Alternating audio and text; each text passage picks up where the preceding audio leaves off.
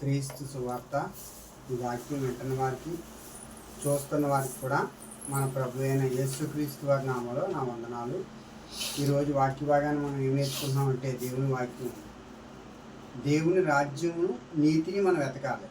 అంటే మొదటగా ఏం చేయాలంటే మనం ఆయన రాజ్యము, దేవుని రాజ్యము, ఆయన నీతిని మనం వెతకాలి. ఈరోజు వాక్య భాగం నేర్చుకునేది క్రీస్తు సువార్త నీ వాక్యం వింటున్న వారికి చూస్తున్న వారికి, ఇక్కడ ఎవరైతే నాతో పాటు కూడుకుని నుండి ఇక్కడ నా మాటలు వింటున్నారో ఇక్కడ కూడిన వారికి కూడా చూసేవారికి మన ప్రభు అయిన యేసుక్రీస్తు వారి నామలో మీ అందరికీ మరొకసారి వందనాలు. ఈరోజు వాక్యంలోకి వెళ్ళే ముందు చిన్న ప్రార్థన చేసుకుని మన వాక్యంలోకి వెళ్ళిపోదాం. అందరూ కళ్ళు మూసుకోండి అమ్మ. ఇక్కడ కూడిన వారందరూ కూడా ప్రేమ స్వరూపుడైన మా పరలోకున్న మా పరమ తండ్రి, నీ ఘనమైన శ్రేష్టమైన మీ నామాన్ని బట్టి వందనాలు దేవా. ఇదిగో తండ్రి, మాటలు చెప్పడానికి మీరు మమ్మల్ని ప్రభువా, ఇక్కడ కూడున్న బిడ్డలు ఎవరిస్తున్న బిడ్డలు ఉన్నారు, చిన్న బిడ్డలు ఉన్నారు, ఈ మాటలు చూస్తున్నారు. క్రీస్తు సువార్తని వాక్యం యూట్యూబ్లో ఎవరైతే వింటున్నారో చూస్తున్నారో ప్రభువా, ఈ మాటలు హృదయాలు కదిలించడానికి మీ మాటలు మాతో మాట్లాడండి. మాట్లాడి మేము కాదు మీరే ప్రభువా తండ్రి, మాకు కావలసిన జ్ఞానాన్ని దయచేయండి. ఎలా చెప్పాలో ఈ బిడ్డలకి అనేక మందికి మాటలు చెప్పడానికి మీ ఆత్మతో మమ్మల్ని నింపండి. ఈ మాటల ద్వారా అనేక మందికి మార్పు దయచేయండి ప్రభువా. మారు మనసు ఇవ్వండి, వినగలిగే మనసు, చూడగలిగే మనసు దయచేయమని దేవా స్తోత్రములు నీకు వందనాలు చెల్లించుకుంటూ ఈ కొద్ది ప్రార్థన యేసుక్రీస్తు వారి నామంలో అడిగి వేడుకుంటున్నాం పరమ తండ్రి, ఆమేన్. మనం ఈరోజు నేర్చుకునే పాఠం ఏంటంటే పరలోక రాజ్యం. అంటే మనం పరలోక రాజ్యం అంటే ఏంటి? రాజ్యము నీతి. నీతి అంటే ఏంటి, రాజ్యం అంటే ఏంటి అని మనం నేర్చుకోవాలి. ఈ రెండు విషయంలో మనం ఈరోజు మన బైబిల్లో కొంచెం పరిశీలించి మనం నేర్చుకోమని ఈరోజు దేవుడు స్పష్టంగా ఈరోజు మనతో మాట్లాడబడుతున్నాడు. మనం పరిశుద్ధమైన గ్రంథాన్ని తెలిసి కొద్ది నిమిషాలు దేవుని వాక్యాన్ని ధ్యానిద్దాం. మత్తయి సువార్త 3వ అధ్యాయం 2వ వచనం చదువుకుందాం దేవుని వాక్యాన్ని. మీరందరూ కూడా బైబిల్ తీసుకోండి. మత్తయి సువార్త. దేవుడు గడిచిన వారం నుంచి ఈ వారం వరకు కూడా మమ్మల్ని కాపాడుకొచ్చినందుకు ఆయనకి స్తోత్రములు చెప్పండి. మీ అందరూ కూడా మన ప్రభు అయిన యేసుక్రీస్తు వారికి స్తోత్రాలు. వారం అంతా మనల్ని పోషించాడు, కాపాడాడు. బైబిల్ తీసుకొని అందరం. పరలోక రాజ్యము సమీపించి ఉన్నది, మారు మనసు పొందిడని యూదయ అరణ్యంలో ప్రకటించును. పరలోక రాజ్యం సమీపించి ఉన్నదంట. అంటే రాజ్యం వచ్చేలా ఉంది. ఈ పరలోక రాజ్యం కోసం ఎవరు చెప్తున్నారు? యోహాను, బాప్తిసం ఇచ్చే యోహాను చెప్తున్నాడు. ఏమని? అరణ్యంలో ప్రకటిస్తున్నాడు ఈ మాట. అందరూ మారు మనసు పొందండి, పరలోక రాజ్యం వచ్చే, అంటే పరలోక రాజ్యం వస్తుంది, మీరందరూ దేవుని తెలుసుకోండి, దేవుని రాజ్యం వస్తుంది అని ఈ మాట చెప్పి యోహాను చెప్తున్నాడు. అరణ్యంలో ఉండే యోహాను అక్కడికి వచ్చి అందరికీ ప్రకటిస్తున్నాడు. అక్కడికి వచ్చి మారు మనసు పొందండి అని. ఇది పరలోక రాజ్యం. అసలు పరలోక రాజ్యం అంటే ఏంటి? రాజ్యము అని మనం చాలామంది అంటారు. రాజ్యము, మనం రాజ్యం అంటే ఏంటి అంటే పరలోకున్న దేవుడు, పరలోక రాజ్యం అని ఉంది. మనం మొదటి మాటకి చూసాం కాబట్టి రెండో మాటగా 6వ అధ్యాయం 33వ వచనం చూద్దాం. అసలు ఈరోజు మనం నేర్చుకునేది ఏంటంటే రాజ్యము. 33వ వచనం. మనం రాజ్యము, దేవుని ఆయన రాజ్యము కాబట్టి మీరు ఆయన రాజ్యమును నీతిని మొదట వెతుకుడి. చాలు. మనం ఏం చేయాలి? ఆయన రాజ్యము. రాజ్యం అంటే ఏంటి? పరలోకంలో ఉంది ఆ రాజ్యం, ఇక్కడే అక్కడా లేదు. ఆ రాజ్యాన్ని వెతకాలంటే ఎవరైనా వెతుకుతున్నారు ఈ రోజుల్లో? ఎవరు వెతకరు. ఎవరు వెతుకుతారంటే అందరూ కూడా మొబైల్ తీసుకుండి అపవిత్రమైన పాపమైన చూసే వాళ్ళే ఎక్కువగా ఉన్నారు ఇప్పుడు. దేవుని రాజ్యం కానీ ఇది ఎక్కడికి దొరకదు. ఈ లోకరాజ్యం కాదన్నాడు యేసుక్రీస్తు వారిని. సిలువ వేయకముందు ఆయన కొడ దెబ్బలు తింటూ పిలాతు దగ్గర తీసుకెళ్ళినప్పుడు నాది ఈ లోకరాజ్యం కాదు, నా రాజ్యం వేరంటాడు యేసుక్రీస్తు వారు. అక్కడ పిలాతు అడుగుతాడు, నువ్వు ఎక్కడ వాడువు, నీ రాజ్యం ఏంటని అడిగితే యేసుప్రభు వారు చెప్తాడు, నాకు ఈ లోకరాజ్యం కాదు, నాది పరలోక రాజ్యం నుంచి వచ్చిన వాడిని అని చెప్తాడు. అందుకే దేవుడు యేసుక్రీస్తు వారు ఎక్కడి నుంచి వచ్చాడైనా పరలోకం నుంచి వచ్చాడు.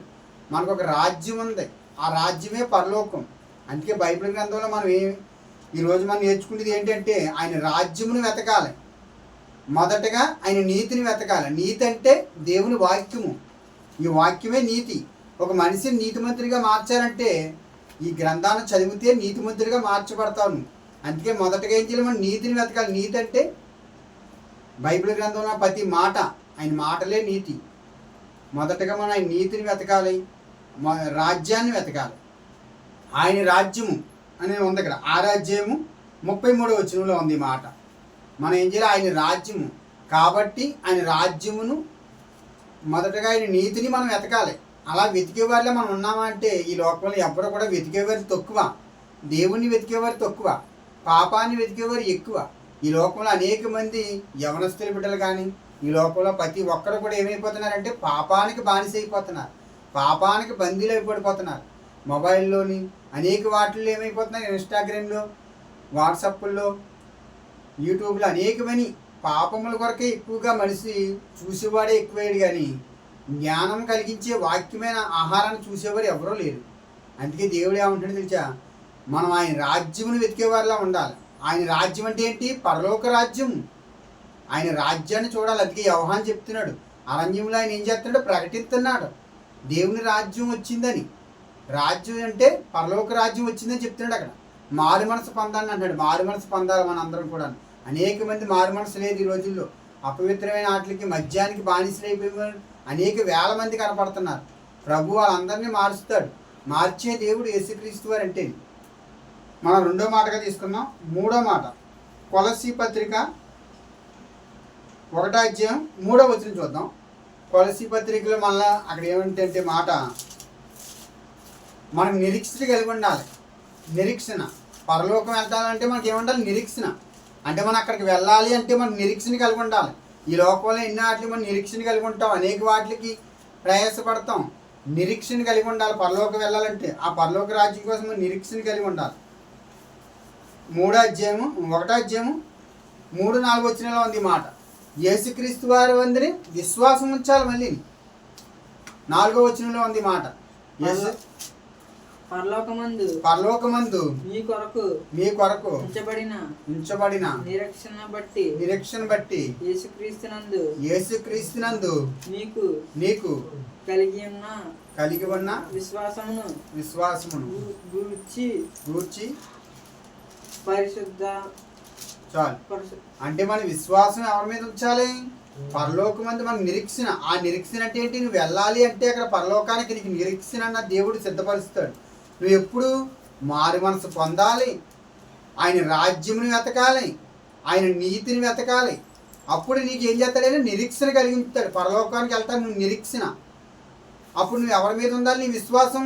యేసుక్రీస్తు వారి అందరూ మనం విశ్వాసం ఉంచమంటాడు దేవుడు. మనం ఆయన ఎందుకు విశ్వాసం ఉంచామా, పౌలు గారు రాసిన పత్రిక ఇవన్నీ కూడా కొలస్సీ పత్రికలో రాశాడు దేవుడు. 1వ కొలస్సీ పత్రిక మనం 3-4 వచ్చిన మాటలో చూసాం. మనం నిరీక్షణ కలిగి ఉండాలంటే పరలోకం వెళ్ళాలంటే నిరీక్షణ. చూడు, ఏదైనా మనం ప్రయత్నం చేయాలంటే ఏదో అట్లా పరుగులెడతాం.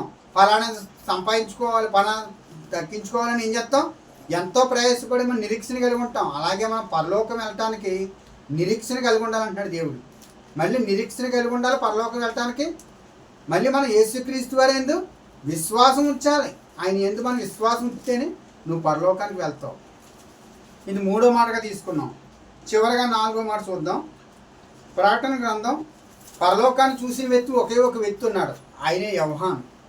యేసుక్రీస్తు వారిని వెంబడించి ఆయన వెంటే తిరిగిన వ్యక్తి ఆయన శిష్యుడు. ఆయనే 1వ ప్రకటన గ్రంథం 1వ అధ్యాయము 9వ వచనం చూద్దాం. యోహాను గారు పద్మాసు దీపం దగ్గరికి వెళ్ళిపోయి ఆయన రాసుకుంటున్నాడు దేవుడి గ్రంథాన్ని. ఆయన మాటల పరిశుద్ధాత్మ పేరేపులను ఆయన రాస్తుంటే దేవుడు పరలోకాన్ని ఉన్న దేవుడిని చూశాడంటే ఆయన దర్శనం ద్వారాగా. యోహాను గారు ఆయన దర్శనం ద్వారాగా చూసి యేసుక్రీస్తు వారిని, ఆ పరలోకున్న ఆ అక్కడ చూసిన బంగారపు వీధులతో ఉన్న రోడ్లలో ఎన్నో ఉంటాయండి ఆ పరలోకంలో. అక్కడికి వెళ్ళాలంటే దర్శనం ద్వారాగా యోహాను చూశాడు. 4వ వ్యక్తిగా చూపించున్నాను. 1వ యోహాను క్షమించండి, యోహాను పత్రిక కాదు, ప్రకటన గ్రంథం 1వ అధ్యాయము 9వ వచనం చూద్దాం. మీ సహోదరుడు మీ సహోదరుడు యేసును బట్టి కలుగు శ్రమలోను రాజ్యములోను సహనములోను పాలువాడైన యోహానును నేను దేవుని వాక్యము నిమిత్తము యేసును గూర్చి సాక్ష్యం ఇస్తున్నాను. అంటే పరలోక రాజ్యం కూడా అక్కడ ఉన్నదని సాక్ష్యం ఇస్తున్నాడు ఈయన. ఎవరైనా యోహాను అంటే ఎవరో యేసుక్రీస్తు వారిని వెంబడించాడు, ఆయన వెంటే ఉన్నాడు, ఆయనతో పాటు ఉన్నవాడు శిష్యుడు ఈయన.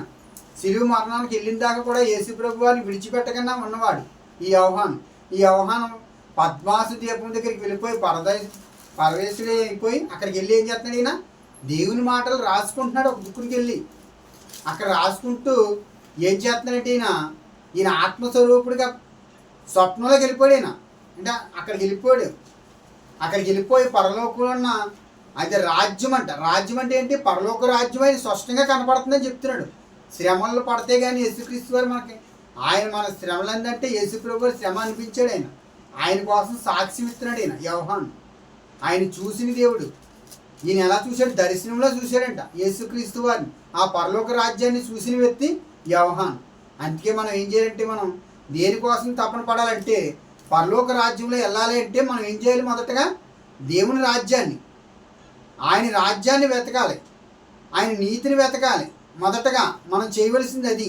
ఈ లోకంలో ఎన్నో వెతుకుతూ ఉంటాం, అనేక వాటిని వెతుకుతాం, కానీ వెతకవలసినవన్నీ వెయిటింగ్లో పెడతాం. మనం వెతకవలసింది ఎవరిని? ఆయన రాజ్యము. ఆయన అంటే యేసుక్రీస్తు వారి రాజ్యాన్ని వెతకాలి. రాజ్యం అంటే ఏంటి? పరలోక రాజ్యము. ఆ రాజ్యాన్ని వెతకాలి. అందుకే అపవాది వచ్చి ఏం చేసిందంటే, యేసుక్రీస్తు వారు 40 రోజులు ఉపవాసం ఉన్నాడు. ఆయన బాప్తిసం పొందగానే యోహాను దగ్గర అరణ్యానికి వెళ్ళిపోయాడు.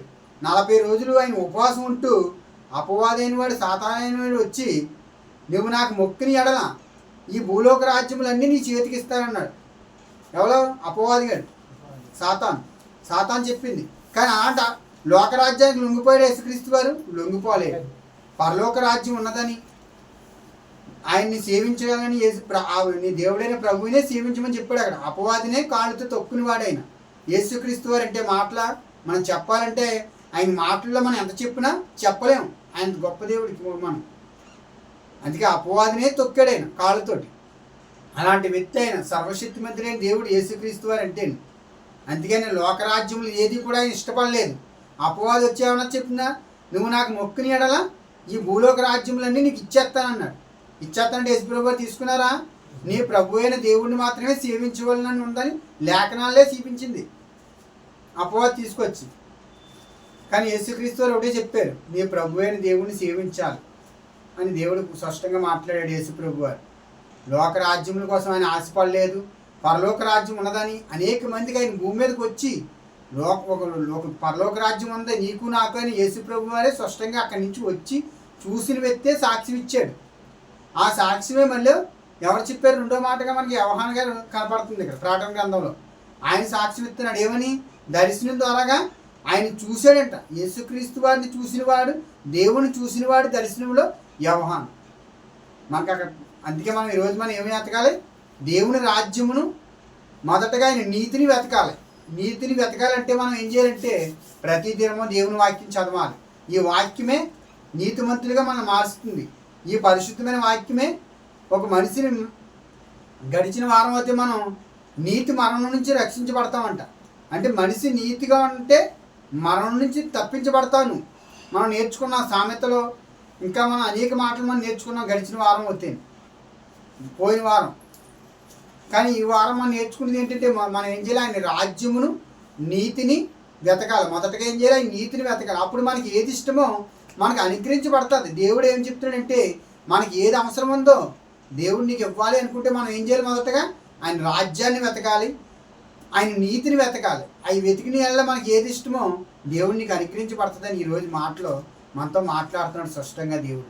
ఈ మాటలు ముగించుకుంటూ ప్రార్థన చేసుకుందాం. అందరూ కళ్ళు మూసుకోండి. మహాపరిశుద్ధుడైన మా పరలోకున్న మా పరమ తండ్రి, నీ ఘనమైన శ్రేష్టమైన మీ నామాన్ని బట్టి వందనాలు. ఇగో తండ్రి, మీ మాటలు ప్రభువా, మీరు మాట్లాడిన ప్రతి మాటను బట్టి స్తోత్రాలు, మీకు వందనాలు చెల్లించుకుంటున్నాం ప్రభువా. ఇగో మొదటగా మీ రాజ్యముని, మీ నీతిని మేము వెతకాలి ప్రభువా. వెతికే వాళ్ళ మేము ఉండాలి తండ్రి. మీ మాటలు మేము విన్న మాటలు ప్రభువా ఇక్కడ ఉన్న బిడ్డలు యవనస్తుల బిడ్డలు వాళ్ళ హృదయాల్లో ఫలింపు చెయ్యండి. ఈ మాటలు ఎవరు వింటున్నారో వాళ్ళ హృదయాల్లో ఫలింపు చెయ్యండి. విన్న మాటల ప్రకారంగా వాళ్ళు బ్రతకడానికి అనేక మందికి మాటల ప్రభువా దీవెనగా ఉండటానికి విన్న మాటల ప్రకారంగా బ్రతికే జీవితాన్ని దయచేయమని మీకు స్తోత్రములు తండ్రి, వందనాలు తండ్రి. ఈ మాటలు విన్నవారిని చూస్తున్న వారి పట్ల మీరే కాపాడండి, దీవించండి, కాపాడండి. ఇక్కడ ఉన్న వారి పట్ల చిన్న బిడ్డల్ని మమ్మల్ని ప్రభువా తండ్రి మీ చేతులకు అప్పచెప్తూ మీకు స్తోత్రములు చెల్లించుకుంటున్నాం, మీకు వందనాలు చెల్లించుకుంటూ ఈ కొద్ది ప్రార్థన యేసుక్రీస్తు వారి నామములో అడిగి వేడుకుంటున్నాం పరమ తండ్రి, ఆమేన్. అందరికీ నమస్కారం.